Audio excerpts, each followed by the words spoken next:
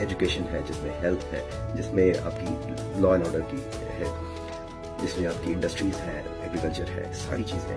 اب وہ اگر صحیح طریقے سے پرفارم نہیں کرے گی تو پھر آپ کی پوری گورنمنٹ ایز اے ہول آگے نہیں بڑھ سکتی.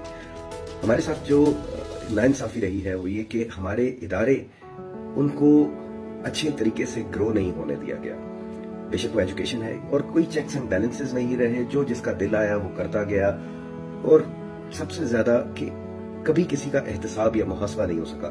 اگر ایجوکیشن ہماری آگے نہیں بڑھ سکی تو جس کے اوپر کبھی کوئی الزام لگے, جو چیز سامنے آئی اس کا کوئی فیصلے نہیں ہو سکے.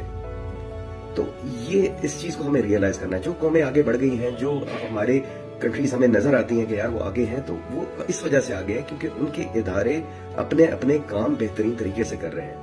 ایجوکیشن ہے تو اس میں ایجوکیشن میں ریسرچ اور پتہ نہیں کیا کیا اور کتنی یونیورسٹیز, کیسے کیسے کالجز جہاں پہ دنیا بھر سے لوگ پڑھنے